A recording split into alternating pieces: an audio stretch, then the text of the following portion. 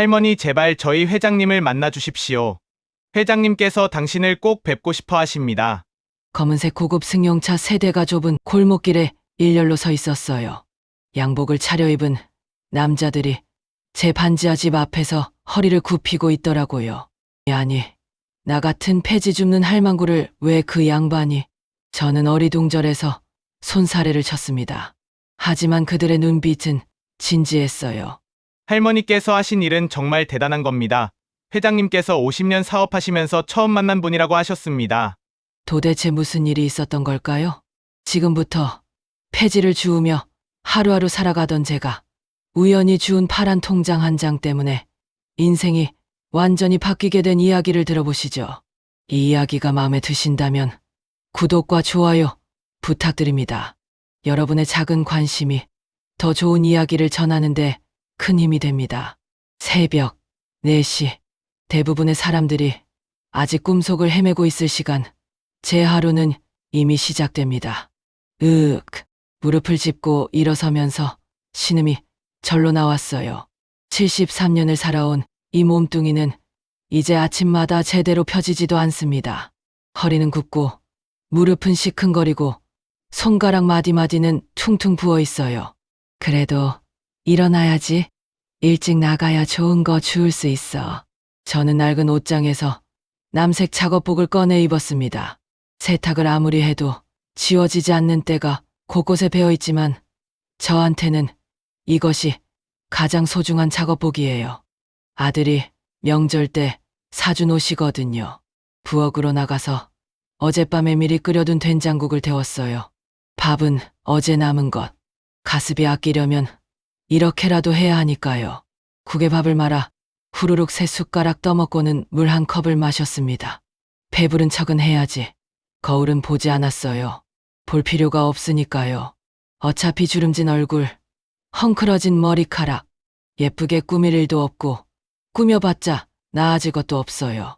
현관문을 열고 나서자 차가운 새벽 공기가 얼굴을 때렸습니다. 3월이지만 아직 아침은 쌀쌀해요. 저는 손수레를 끌고 골목을 빠져나갔습니다. 바퀴가 삐걱거리는 소리가 고요한 새벽을 깨웠죠. 오늘은 날씨가 좋네. 비만 안 오면 다행이야. 제 첫 번째 목적지는 동네 대형마트 뒤편이에요. 이른 아침 마트 직원들이 정리한 박스 더미가 쌓여 있을 테니까요. 하지만 저보다 더 일찍 온 사람이 있더라고요.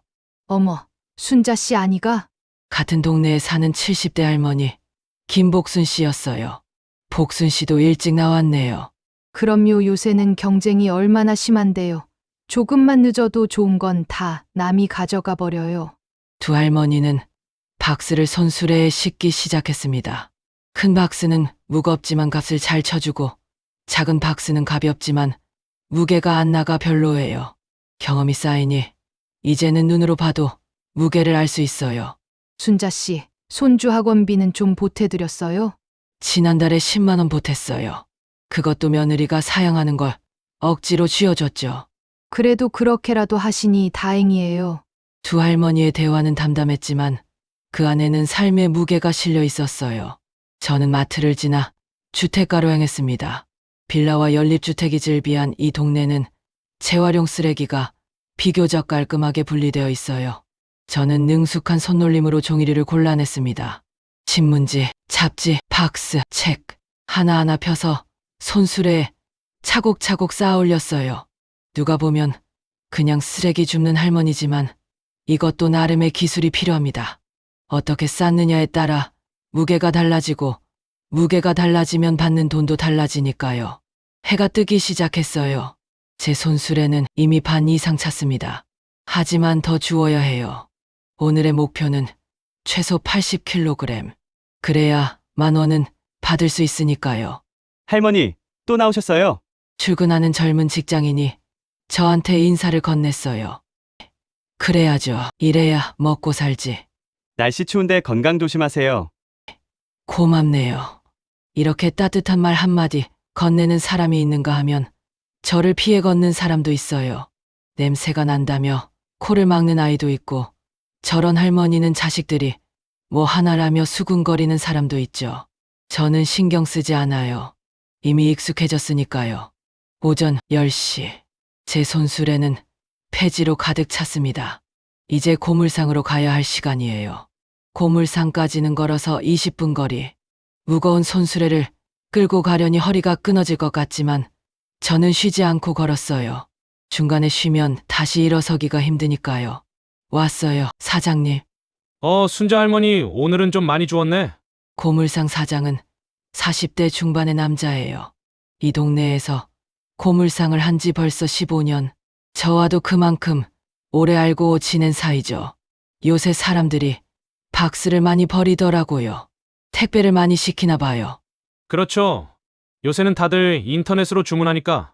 자, 한번 봅시다. 사장님은 폐지를 저울에 올렸어요. 디지털 숫자가 계속 올라갔습니다. 오늘 많이 주웠네요. 킬로당 130원 쳐드릴게요. 11,600원입니다. 고맙습니다, 사장님. 저는 돈을 받아 낡은 지갑에 조심스럽게 넣었어요. 10,000원짜리 한 장과 1,000원짜리 6장. 이게 오늘 제가 6시간 동안 일해서 번 돈입니다. 할머니, 오늘 점심은 드셨어요? 집에 가서 먹으려고요. 제가 짜장면 하나 시킬 테니까 같이 드세요. 밥값 정도는 제가 내야죠. 아니에요. 괜찮아요. 에이, 할머니. 제가 대접하는 건데 왜 그러세요? 어차피 저도 시켜 먹으려던 참이었어요. 사장님의 호의를 거절하기가 미안해서 저는 결국 고개를 끄덕였습니다. 그럼 감사히 먹겠습니다. 배달 온 짜장면을 먹으면서 저는 오늘 번 돈을 계산했어요. 11,600원. 여기서 방세로 쪼개놓은 돈 10,000원을 빼면 1,600원이 남아요. 고혈압 약값으로 한 달에 20,000원이 들고 가스비, 전기비 합치면 30,000원. 그리고 손주 학원비로 매달 100,000원씩 모아야 하고요. 하루하루가 전쟁이네. 저는 작게 한숨을 쉬었습니다. 할머니 힘드시죠? 자식들한테 좀 도움 받으세요. 아니에요. 애들도 살기 바쁜데 뭘. 아들 녀석 직장 다니고 며느리도 파트타임 일하고 손주 둘 키우느라 정신없더라고요. 그래도 어머니를 이렇게 놔두면 안 되는 거 아니에요? 나는 괜찮아요. 내가 일할 수 있을 때 일하는 거죠. 나이 들면 아무도 안 써줘요. 지금이라도 할 수 있는 게 감사한 거죠.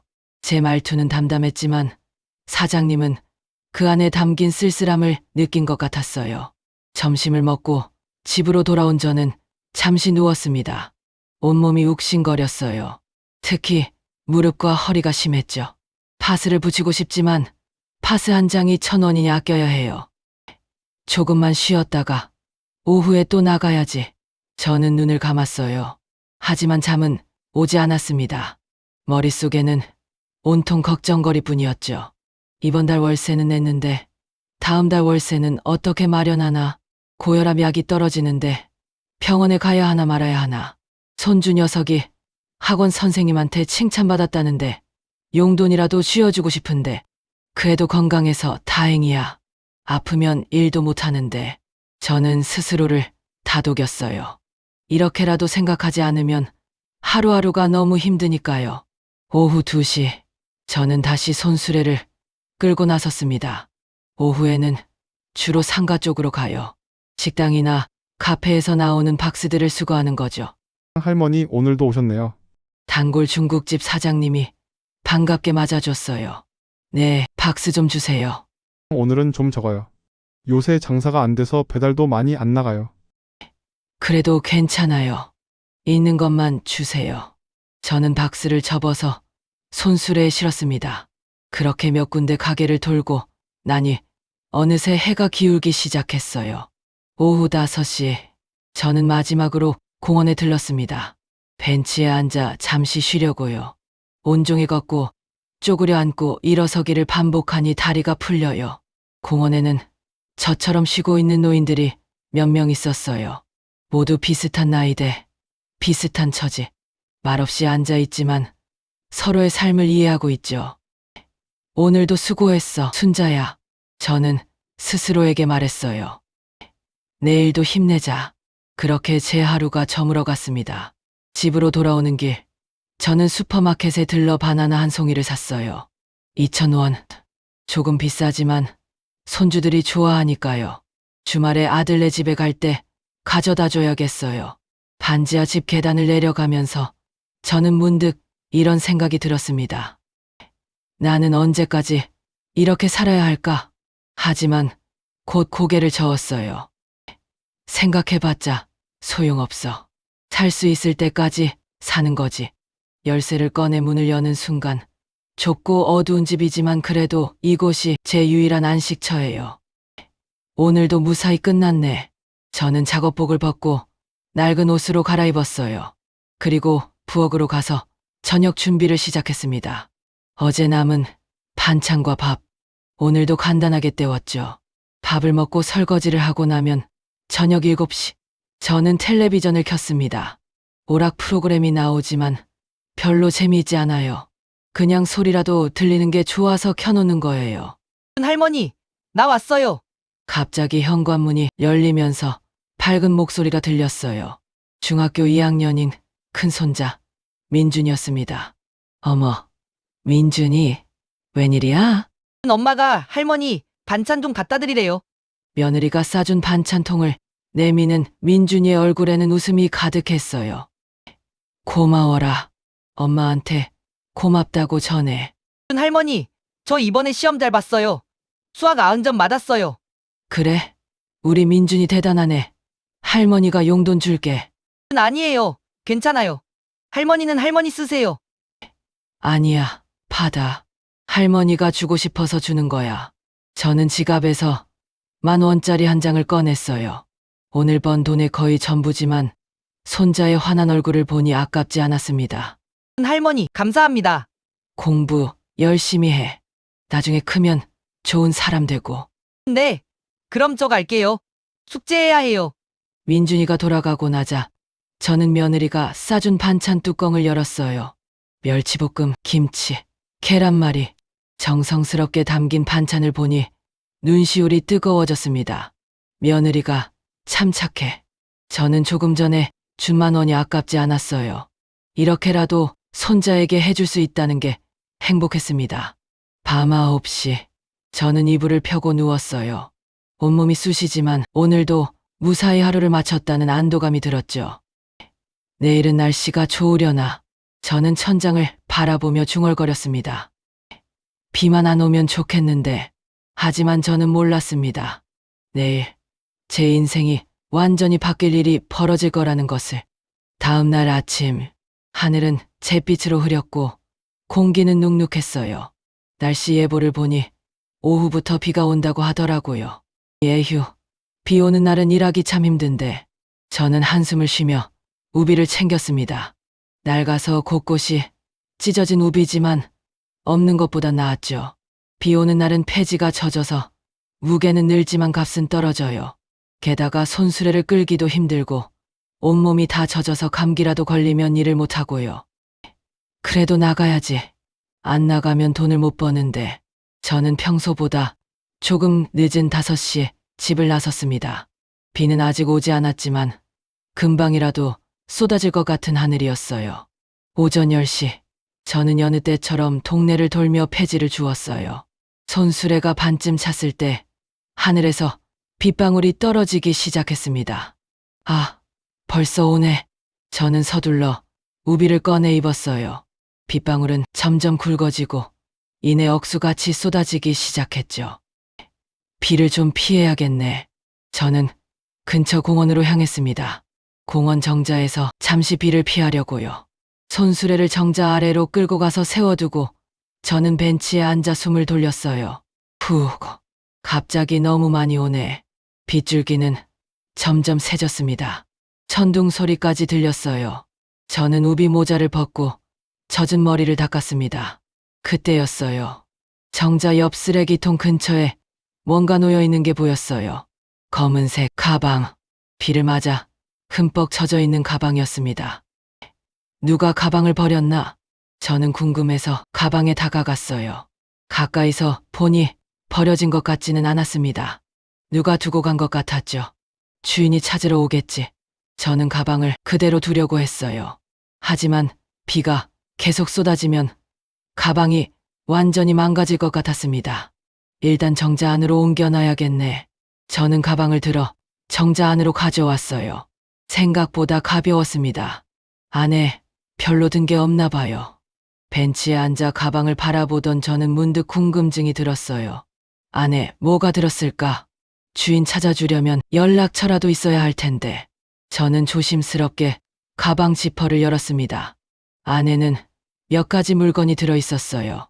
손수건 한 장, 사탕 몇 개, 그리고 파란색 통장 한 권. 통장이네. 저는 통장을 꺼냈어요.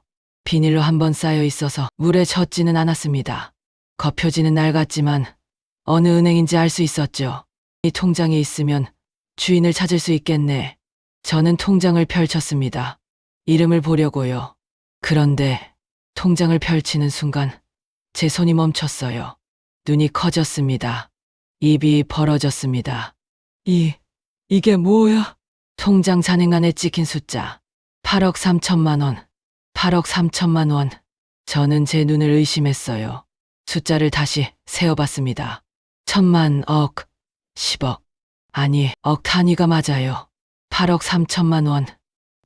이런 돈이. 제 손이 떨렸어요. 가슴이 두근거렸습니다. 입안이 바짝 말랐죠. 8억. 제가 폐지를 주워서 10,000원을 벌려면 하루 종일 일해야 해요. 한 달이면 30만 원, 1년이면 360만 원, 8억이면 200년도 넘게 일해야 모을 수 있는 돈이에요. 아니, 평생 일해도 모을 수 없는 돈입니다. 이걸 어떡하지? 저는 통장을 쥔 채 멍하니 앉아 있었어요. 빗소리는 계속 들렸지만 제 귀에는 아무것도 들리지 않았습니다. 머릿속이 하얘졌어요. 얼마나 시간이 흘렀을까요? 저는 다시 통장을 펼쳤어요.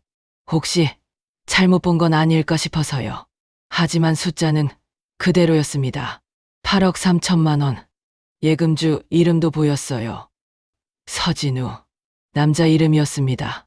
나이는 알 수 없지만 이런 거액을 가진 사람이면 아마 사업을 하거나 부자일 거예요. 저는 통장을 다시 가방에 넣었습니다. 그리고 가방을 꼭 껴안았어요. 이걸 어떡하지? 정신을 차린 저는 주변을 둘러봤습니다. 혹시 누가 보고 있는 건 아닐까? 혹시 가방 주인이 찾으러 오는 건 아닐까? 하지만 공원에는 저 혼자뿐이었어요. 비가 억수같이 쏟아지는데 누가 나와 있겠어요? 경찰서에 가져다 줘야겠지. 저는 그렇게 생각했어요. 하지만 다른 생각도 들었습니다. 이 돈이면 내가 평생 일 안 해도 되는데, 월세 걱정도 안 해도 되고, 손주들 학원비도 마음껏 해줄 수 있고, 병원도 맘 편하게 다니고, 약도 안 아까워하면서 먹고, 저는 고개를 흔들었어요. 아니야. 이건 남의 돈이야. 하지만 유혹은 계속됐습니다. 8억이면 정말 엄청난 돈인데 이 돈의 주인은 이미 부자잖아. 8억을 이렇게 놔두고 갈 정도면 돈이 많은 사람이잖아. 나 같은 사람은 평생 이런 돈 만져볼 일도 없는데 하늘이 준 기회가 아닐까. 제 머릿속은 복잡했어요. 양심과 유혹이 싸우고 있었습니다. 비는 계속 쏟아졌어요. 저는 벤치에 앉은 채 한참을 그렇게 있었습니다. 시간이 얼마나 흘렀을까요? 비가 조금 약해졌어요. 저는 천천히 일어났습니다. 가방을 들었어요. 그리고 손수레를 끌고 공원을 나섰습니다. 집으로 가는 길 제 발걸음은 무거웠어요. 가방은 가벼웠지만 마음은 천근만근이었습니다. 집에 도착한 저는 젖은 옷을 벗고 마른 옷으로 갈아입었어요. 그리고 가방을 식탁 위에 올려놨습니다. 가방을 바라보는 제 눈빛은 복잡했어요. 어떡하지? 정말 어떡하지? 저는 다시 통장을 꺼냈습니다. 8억 3천만 원. 이 돈이면 월세 40만 원짜리 집이 아니라 제대로 된 아파트에서 살 수 있어요. 매일 폐지를 주울 필요도 없고요. 아들네 집에 갈 때 빈손으로 가지 않아도 돼요. 손주들 용돈도 마음껏 줄 수 있고요. 병원비 걱정도 안 해도 돼요. 고혈압 약뿐만 아니라 무릎 치료, 허리 치료도 받을 수 있어요. 이 돈이면 저는 중얼거렸어요. 이 돈이면 정말. 하지만 그 순간 돌아가신 남편의 얼굴이 떠올랐습니다. 제 남편은 10년 전에 세상을 떠났어요. 평생 공장 노동자로 일하면서 가족을 먹여 살렸던 사람, 가난했지만 정직했던 사람, 술 한 잔 마시면 늘 하던 말이 있었어요. 순자야, 세상에서 제일 무서운 게 뭔지 알아? 남의 돈에 손대는 거야. 그거 한번 손대면 인생 끝나는 거야. 우리가 가난해도 굶어 죽어도 남의 돈에는 절대 손대면 안 돼. 그게 사람의 도리야. 남편은 평생 그렇게 살았어요. 회사에서 돈을 횡령하라는 유혹도 받았지만 거절했고, 공사장에서 떨어진 돈을 주었을 때도 주인을 찾아줬죠. 가난했지만 떳떳하게 살았어요. 그런 남편이었기에 저도 평생 그렇게 살려고 노력했습니다. 여보, 저는 눈물을 흘렸어요. 내가 정말 힘들어요. 너무 힘들어요. 이 돈만 있으면 내가 얼마나 편할까요? 하지만 저는 통장을 가슴에 꼭 안았어요. 하지만 당신이 보고 있잖아요. 하늘에서 나를 보고 있잖아요. 내가 만약 이 돈을 가지면 당신이 얼마나 슬퍼할까요? 저는 한참을 울었습니다. 가난해서 우는 건지, 유혹을 떨쳐내서 우는 건지, 제 처지가 비참해서 우는 건지 알 수 없었어요. 밤이 깊어갔습니다. 저는 잠을 이룰 수 없었어요. 통장은 여전히 식탁 위에 있었고, 저는 누운 채로 천장을 바라봤습니다. 돌려줘야지. 내일 아침 일찍 경찰서에 가자. 아니, 은행에 가서 직접 주인을 찾아주는 게 나을까. 저는 밤새 뒤척였어요. 새벽이 되어서야 겨우 잠이 들었습니다. 다음 날 아침, 저는 평소보다 늦게 일어났어요. 어젯밤에 잠을 제대로 못 자서 몸이 천근만근이었습니다. 하지만 오늘은 폐지를 주우러 갈 날이 아니에요. 통장 주인을 찾아줘야 하는 날이에요. 저는 세수를 하고 가장 깨끗한 옷을 꺼내 입었어요. 평소에는 작업복만 입지만 오늘은 은행에 가야 하니까요. 가방을 챙기고 통장을 다시 한번 확인했습니다. 서진우, 000 은행. 저는 그 은행의 지점을 찾아 나섰어요. 걸어서 30분 거리에 있는 지점이었습니다. 은행에 도착한 저는 문을 열고 들어섰어요. 어서 오세요. 직원이 인사를 했지만 저를 보는 눈빛이 묘했어요. 은행에 오는 사람들은 대부분 깔끔하게 차려입은 사람들인데 제 옷차림은 남루했으니까요. 저기, 실례지만 저는 조심스럽게 말을 꺼냈어요. 통장을 주었는데요. 주인을 찾아주고 싶어서요. 아, 네. 그러세요? 통장 주세요. 저는 가방에서 통장을 꺼내 건넸습니다. 직원은 통장을 받아 들더니 잠시 들여다봤어요.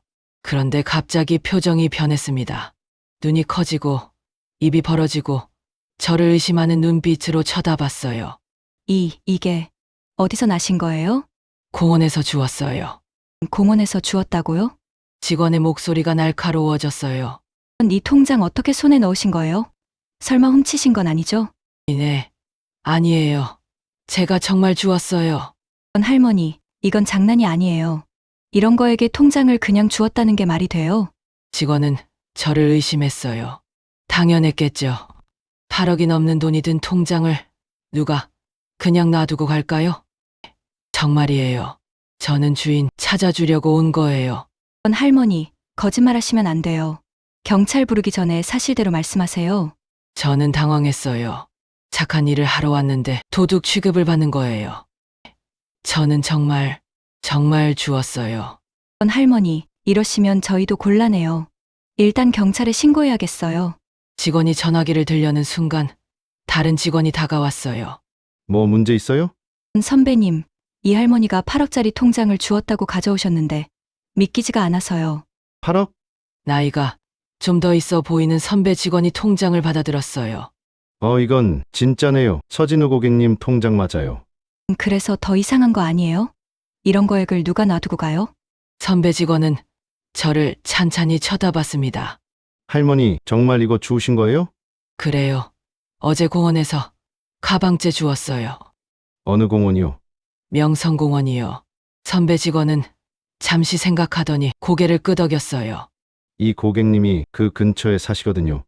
혹시 정말 잃어버리신 걸 수도 있겠네요. 그래도 너무 이상하잖아요. 일단 고객님께 연락해 봅시다.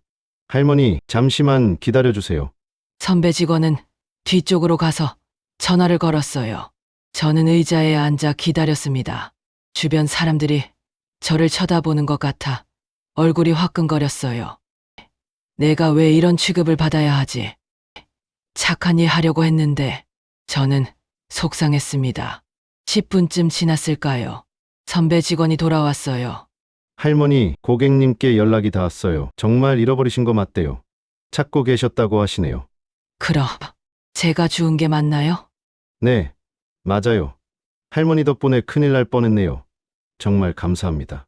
그제야 젊은 직원도 미안한 표정을 지었어요. 은행 직원 할머니, 죄송해요. 제가 오해했네요. 괜찮아요. 저는 안도의 한숨을 쉬었습니다. 그런데 주인분이 직접 찾아가신다고 하셨어요. 할머니 주소 좀 알려주실 수 있어요? 주소요. 네, 주인분이 직접 찾아가서 감사 인사드린다고 하셨어요. 저는 잠시 망설였어요. 주소를 알려주는 게 좀 꺼려졌지만 어쩔 수 없었습니다. 명성동 123-45번지요. 선배 직원, 알겠습니다. 전달할게요. 정말 감사합니다. 할머니, 저는 은행을 나왔어요. 발걸음이 한결 가벼웠습니다. 휴, 다행이다. 주인 찾아줬네. 이제 마음 편하게 잠잘 수 있겠어. 저는 집으로 돌아왔어요. 이제 다시 일상으로 돌아가면 돼요. 내일부터 또 폐지를 주우면 되죠. 하지만 마음 한구석에는 아쉬움이 남았습니다. 8억이면 정말 대단한 돈인데 그래도 내 돈이 아니니까 돌려준 게 맞지. 저는 스스로를 다독였어요. 그날 저녁, 저는 평소처럼 간단하게 저녁을 먹고 텔레비전을 보고 있었어요. 그때 초인종이 울렸습니다. 띵동. 누구세요? 저는 문을 열었어요. 그런데 문 밖에는 검은색 정장을 입은 남자 3명이 서 있었습니다. 혹시 박순자 할머니 맞으신가요? 네. 그런데 누구세요? 저희는 명성그룹에서 나왔습니다. 할머니께서 저희 회장님의 통장을 찾아주셨다고 들었습니다. 명성그룹. 저는 그 이름을 들어본 적이 있었어요. 뉴스에서 본 것 같은데 뭐 하는 회사였더라? 할머니, 저희 회장님께서 할머니를 꼭 뵙고 싶어 하십니다. 회장님이요. 네, 지금 차에 계십니다. 잠깐 나오실 수 있으세요? 저는 어리둥절했지만 밖으로 나갔어요. 골목 입구에는 검은색 고급 승용차 3대가 일렬로 서 있었습니다. 할머니, 이쪽으로 오세요. 한 남자가 가운데 차의 뒷문을 열어주었어요. 저는 조심스럽게 차 안을 들여다봤습니다. 그리고 차 안에는 나이 지긋한 노신사 한 분이 앉아 계셨어요. 흰 머리에 주름진 얼굴. 하지만 눈빛만은 또렷했습니다. 깔끔한 양복을 입고 계셨는데 왠지 모를 위험이 느껴졌어요. 박순자 할머니시죠? 그분이 먼저 말을 건넸습니다. 목소리는 부드러웠지만 뭔가 무게감이 있었어요. 네, 그런데 저는 서진우라고 합니다. 할머니께서 제 통장을 찾아주셨다고 들었습니다. 네, 그게 저는 어색해서 어쩔 줄 몰랐어요. 이런 고급 차도 처음 봐요. 게다가 이렇게 점잖아 보이는 분을 마주한 것도 처음이고요. 할머니, 일단 차에 타세요. 밖에서 이야기하기 뭐하니까요. 아니에요.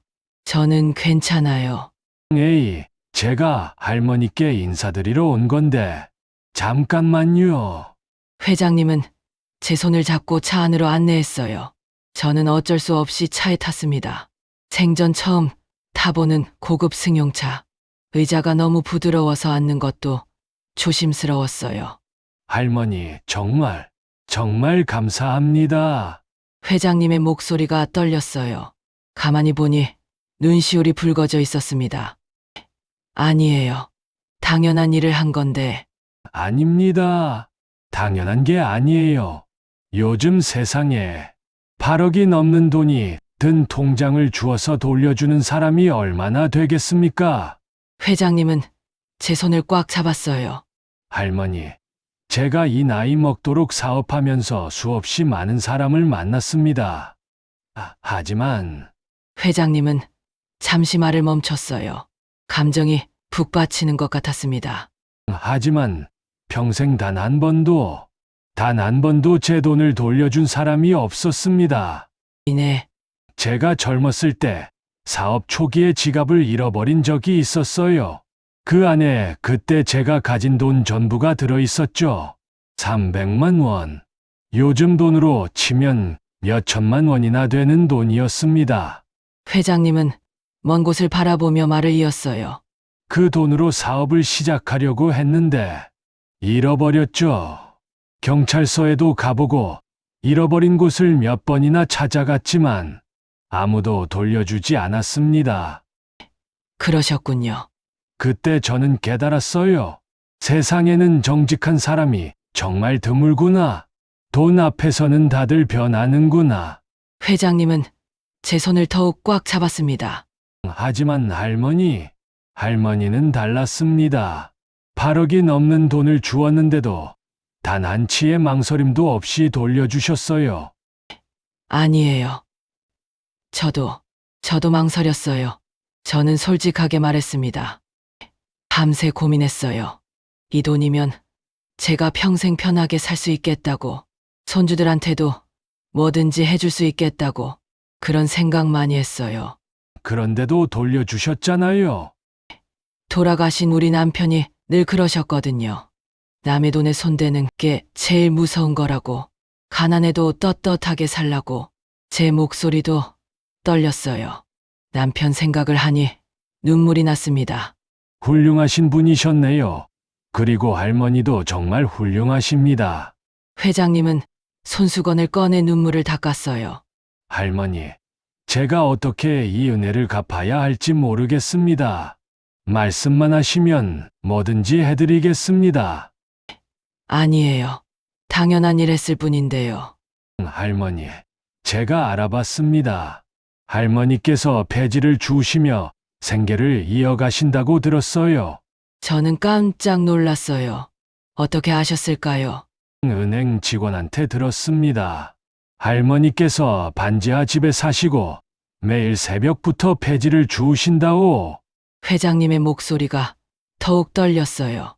할머니, 그런 어려운 상황에서도 8억을 돌려주셨다는 게 저는 정말... 회장님은 더 이상 말을 잇지 못했습니다. 그냥 눈물만 흘렸어요. 저도 같이 울었습니다. 왜 우는지도 잘 모르겠어요. 그냥 눈물이 났어요. 한참을 그렇게 있다가 회장님이 말했습니다. 할머니, 제게 할머니를 도울 기회를 주십시오. 아니에요. 저는 괜찮아요. 할머니, 제 이야기 좀 들어주시겠습니까? 회장님은 천천히 말을 시작했어요. 저는 올해 78살입니다. 50년 전 아무것도 없는 상태에서 사업을 시작했죠. 고생 많이 했습니다. 밤새 일하고, 속고, 배신당하고, 그렇게 악착같이 살았어요. 그래서 여기까지 오셨군요. 네. 그런데 할머니, 돈은 많이 벌었지만 진짜 소중한 걸 놓쳤습니다. 소중한 것이요. 사람입니다. 정직한 사람, 진실한 사람. 제 주변에는 돈 때문에 모인 사람들 뿐이에요. 진짜 저를 위하는 사람이 없습니다. 회장님의 목소리에는 쓸쓸함이 묻어났어요. 아들도 있고 딸도 있습니다. 하지만 다들 제 재산만 노려요. 제가 아파도 병문안 한 번 안 옵니다. 그저 제가 유산을 얼마나 남길까만 계산하죠. 저는 가슴이 아팠어요. 부자라고 해서 다 행복한 건 아니구나. 그런데 할머니를 만나고 깨달았습니다. 아, 세상에는 아직 이런 분이 계시구나. 돈보다 양심을 택하는 분이 계시구나. 저는 그저 할머니, 제발 제 부탁 하나만 들어주십시오. 회장님은 진지한 눈빛으로 저를 바라봤어요. 제 집에서 일해 주십시오. 이네, 일이라고 해봤자 별거 없습니다. 그냥 제 곁에 계셔 주시면 됩니다. 가끔 이야기 상대가 되어 주시고 정직한 조언을 해 주시면 됩니다. 아니에요. 저는 그런 능력이. 월급은 500만 원 드리겠습니다. 그리고 할머니께서 사실 아파트 한 채를 마련해 드리겠습니다. 월세 걱정 없이 사실 수 있게요. 저는 깜짝 놀라 눈이 휘둥그레졌어요. 500만 원이요?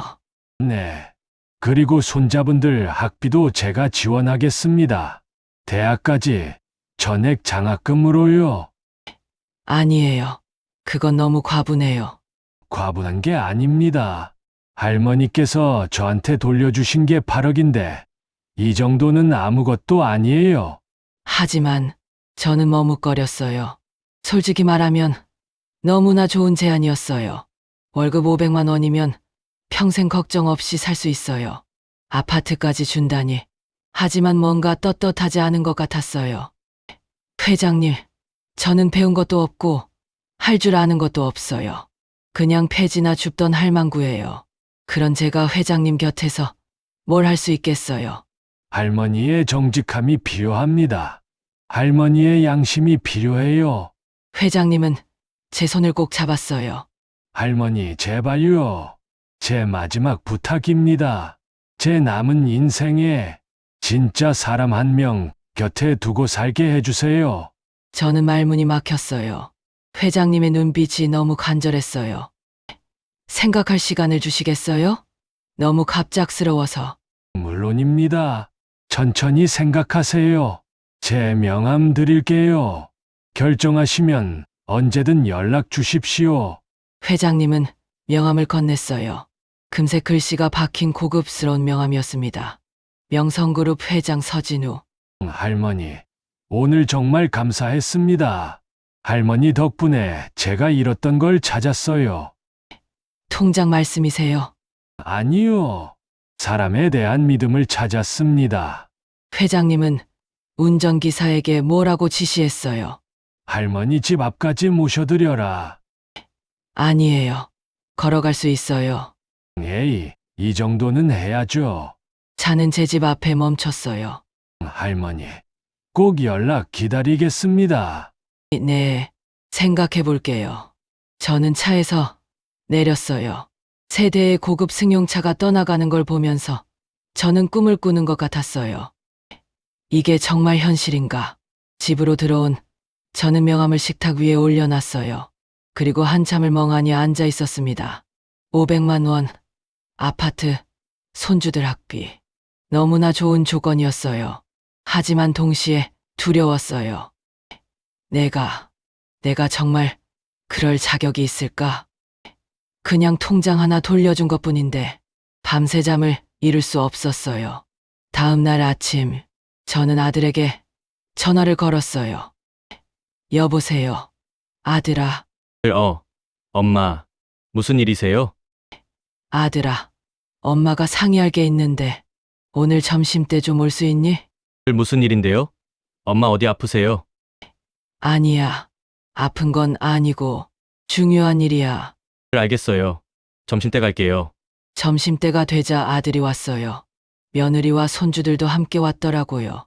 엄마, 무슨 일이세요? 얼굴이 왜 그래요? 앉아라. 엄마가 이상한 일을 겪었어. 저는 지난 며칠간 있었던 일을 차근차근 설명했어요. 통장을 주운 것, 은행에 간 것, 회장님을 만난 것, 그리고 제안을 받은 것까지. 아들과 며느리는 눈이 휘둥그레졌어요. 엄마, 그게 정말이에요? 그래. 명함도 여기 있어. 아들은 명함을 받아들더니 놀란 표정을 지었어요. 이거 명성그룹 회장님 맞네요. 진짜 재벌이잖아요. 그러게. 엄마도 믿기지가 않아. 엄마, 근데 왜 고민하세요? 당연히 가셔야죠. 하지만 하지만 뭐가 있어요? 월급 500만 원에 아파트까지 준다는데, 그리고 민준이랑 서연이 학비까지 대준다고요? 며느리도 거들었어요. 어머니, 정말 좋은 기회예요. 어머니께서 폐지 주우시는 거 저희가 얼마나 마음 아픈지 아세요? 너희들이 뭐가 마음 아파? 엄마는 괜찮은데 아니에요. 저희가 효도를 못 해드려서 항상 죄송했어요. 며느리의 눈에 눈물이 고였어요. 어머니께서 새벽부터 폐지 주우러 나가시는 거 알아요. 겨울에 추운데도, 여름에 더운데도 그 모습 볼 때마다 가슴이 찢어졌어요. 며느리야, 근데 저희가 형편이 안 되니까 모른 척할 수밖에 없었어요. 정말 죄송했어요. 며느리는 울기 시작했어요. 저도 눈물이 났습니다. 아니야. 너희들 탓이 아니야. 요새 세상이 힘든 거지. 아들이 말했어요. 엄마, 이번 기회 꼭 잡으세요. 엄마도 이제 편하게 사셔야죠. 73살까지 고생하셨으면 됐어요. 하지만 엄마가 뭘 할 수 있겠니? 배운 것도 없고. 아들 엄마의 정직함, 엄마의 양심이 필요하다고 회장님이 말씀하셨잖아요. 그게 엄마의 능력이에요. 손주 민준이가 저한테 다가왔어요. 할머니, 저는 할머니가 진짜 자랑스러워요. 8억을 돌려주다니 정말 멋져요. 민준아, 할머니, 가세요. 그리고 편하게 사세요. 제가 크면 할머니 모실게요. 저는 민준이를 꼭 안았어요. 그리고 결심했습니다. 알았어. 엄마가 해볼게. 다음 날 아침, 저는 명함에 적힌 번호로 전화를 걸었어요. 여보세요.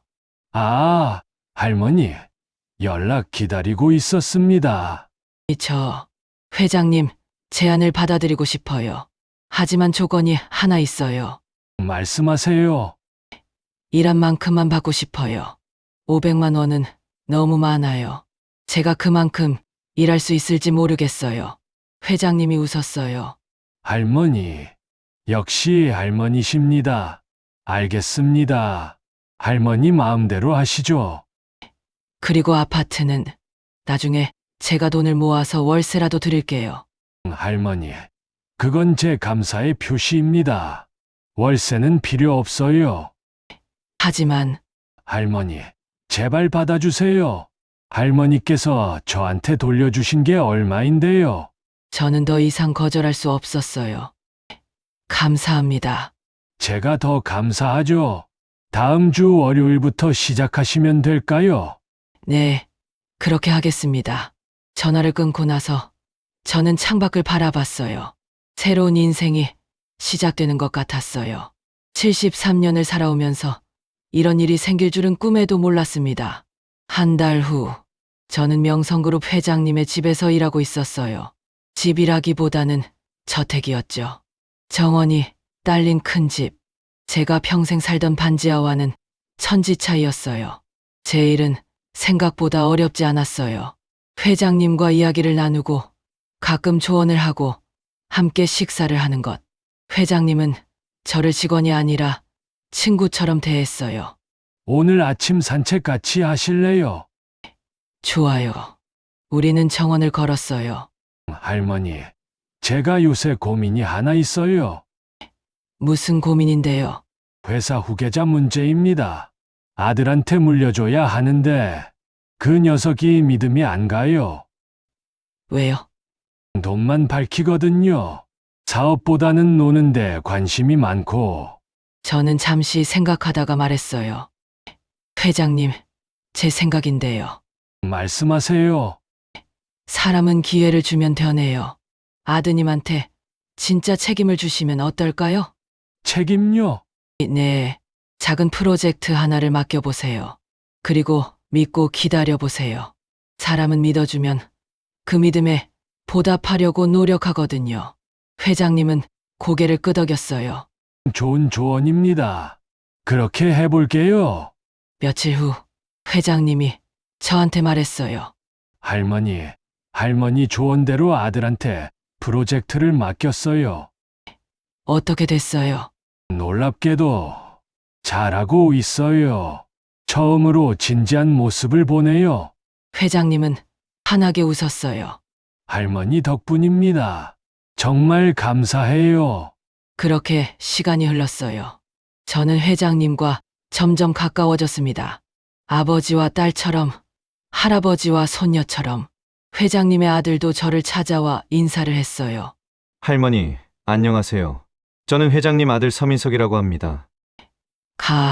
네. 회장님한테 얘기 많이 들었어요. 할머니, 사실 제가 그동안 철없이 굴었어요. 아버지, 속만 썩이고. 젊은 남자의 얼굴에 부끄러움이 어렸어요. 지금이라도 정신 차렸으면 됐죠. 뭐. 할머니께서 아버지한테 저를 한번 믿어보라고 하셨다면서요? 그 말씀 덕분에 기회를 받았어요. 누구나 믿어주면 잘하게 돼 있어요. 아들은 제 손을 꼭 잡았어요. 감사합니다. 할머니, 6개월 후, 저는 회장님이 마련해준 아파트로 이사했어요. 30평짜리 깨끗한 아파트. 방도 2개나 있고, 거실도 넓고, 화장실도 깨끗했어요. 엄마, 진짜 좋은 집이네요. 아들이 짐을 옮겨주면서 감탄했어요. 그러게, 엄마도 믿기지가 않아. 손주들도 방방 뛰며 좋아했어요. 할머니, 여기 제 방이에요. 그래, 민준아, 너 방이야. 주말마다 놀러와. 와, 감사합니다. 이사를 마치고 저는 창밖을 바라봤어요. 햇살이 쏟아지는 거실, 따뜻한 온도를, 깨끗한 침대. 여보, 당신 봐요. 내가 떳떳하게 살았더니 하늘이 이렇게 복을 주네요. 저는 하늘을 향해 중얼거렸어요. 당신 말이 맞았어요. 정직하게 사는 게 제일 중요한 거였어요. 눈물이 흘렀습니다. 행복해서 우는 건지, 남편이 그리워서 우는 건지 알 수 없었어요. 1년 후, 회장님은 제게 특별한 이야기를 했어요. 할머니, 제가 유언장을 새로 썼습니다. 유언장이요? 네, 제 재산 중 일부를 할머니께 남기기로 했어요. 아니에요. 그건 안 돼요. 왜요? 저는 이미 충분히 받았어요. 월급도 받고, 집도 받고, 손주들 학비도 대주시고. 할머니, 이건 제 마음입니다. 할머니는 제 인생을 바꿔주신 분이에요. 회장님은 제 손을 잡았어요. 할머니를 만나고 나서 저는 사람을 다시 믿게 됐습니다. 아들과도 화해했고 직원들도 다시 보게 됐어요. 제가 뭘 했다고? 할머니는 그냥 존재만으로도 저한테 큰 힘이 됩니다. 정직하게 사는 게 뭔지, 진짜 중요한 게 뭔지 보여주셨어요. 저는 더 이상 말할 수 없었어요. 눈물만 흘렸습니다. 그로부터 2년이 흘렀습니다. 저는 여전히 회장님 곁에서 일하고 있어요. 이제는 일이라기보다 친구 같은 사이가 됐죠. 회장님은 건강이 많이 안 좋아지셨어요. 이제 78세에서 80세가 되셨으니까요. 할머니, 제가 얼마나 더 살 수 있을까요? 오래 사셔야죠. 할머니와 함께한 이 몇 년이 제 인생에서 가장 행복한 시간이었어요. 저도 그래요, 회장님. 저는 회장님의 손을 잡았어요. 회장님을 만나지 못했다면 저는 아직도 폐지를 줍고 있었을 거예요. 아니에요. 할머니는 어디서든 빛났을 겁니다. 정직한 사람은 어디서든 빛나니까요. 우리는 함께 웃었어요. 민준이는 이제 고등학생이 됐어요. 공부도 잘하고 착하게 잘하고 있죠. 할머니, 저 이번에 전교 10등 했어요. 그래? 우리 민준이 대단하네. 할머니 덕분이에요. 할머니께서 학비 걱정 안 하게 해주셔서 공부에만 집중할 수 있었어요. 아니야. 내가 노력한 거지. 할머니, 저도 할머니처럼 정직하게 살고 싶어요. 할머니 보면서 배웠어요. 저는 민준이의 머리를 쓰다듬어 줬어요. 우리 민준이 벌써 이렇게 컸네. 그래. 내가 보고 배웠으면 할머니는 그걸로 충분해. 오늘도 저는 회장님과 함께 정원을 걷습니다. 가을 햇살이 따사롭게 내리쬐고 낙엽이 떨어지는 소리가 들려요. 할머니, 제가 할머니한테 물어봐도 될까요? 뭐든지 물어보세요. 그래, 8억을 가질 수 있었는데 정말 유혹 안 느끼셨어요? 저는 웃었어요. 느꼈죠. 엄청 느꼈어요. 밤새 고민했어요. 그런데 왜 돌려주셨어요? 돈보다 중요한 게 있더라고요. 뭔가요? 마음의 평화요. 남의 돈을 가졌다면 평생 마음 편히 잘 수 없었을 거예요. 회장님은 고개를 끄덕였어요. 역시 할머니십니다. 우리는 벤치에 앉아 하늘을 바라봤어요. 구름이 천천히 흘러가고 새들이 지저귀는 소리가 들렸습니다. 회장님, 네, 할머니, 저는 진짜 운이 좋은 사람인 것 같아요. 왜요? 73년을 살면서 가난하게 살았지만 정직하게 살았거든요. 그랬더니 하늘이 이렇게 큰 복을 주더라고요. 저는 회장님을 바라봤어요. 회장님을 만난 것, 이 집에서 일하게 된 것, 손주들 학비 걱정 안 하게 된 것, 모두 제가 정직하게 살았기 때문이에요. 할머니 말이 맞아요. 정직은 결국 돌아옵니다. 네. 그래서 저는 앞으로도 정직하게 살 거예요. 제가 살 수 있는 날까지요. 회장님은 제 손을 꼭 잡았어요. 할머니, 제 곁에 있어 주셔서 감사합니다. 저야말로 감사하죠. 우리는 함께 석양을 바라봤습니다. 붉은 노을이 하늘을 물들이고 세상이 온통 황금빛으로 변했어요. 참 아름답네요. 그러게요. 저는 생각했어요. 인생이란 참 신기한 거구나. 한순간의 선택이 모든 걸 바꿀 수 있구나. 만약 그때 통장을 돌려주지 않았다면 지금의 행복은 없었겠지. 정직하게 산다는 것. 그게 얼마나 중요한지 이제야 알겠어. 여러분, 제 이야기를 끝까지 들어주셔서 감사합니다. 저는 그저 평범한 할머니였어요. 폐지를 주우며 하루하루 살아가던 사람이었죠. 하지만 한 번의 선택이 제 인생을 완전히 바꿨습니다. 8억이 넘는 돈을 가질 수 있었지만 돌려주기로 한 선택, 그 선택이 제게 돈보다 훨씬 큰 것을 가져다 줬어요. 진짜 행복, 마음의 평화, 그리고 새로운 인생을요. 여러분은 어떻게 생각하시나요? 만약 여러분이 저와 같은 상황이었다면 어떤 선택을 하셨을까요? 댓글로 여러분의 생각을 들려주세요. 정직은 손해 갔지만 결국 돌아옵니다. 제가 증명했으니까요. 다음에 또 좋은 이야기로 찾아뵙겠습니다. 구독과 좋아요, 알림 설정 부탁드려요. 여러분 모두 건강하시고 행복하세요. 감사합니다.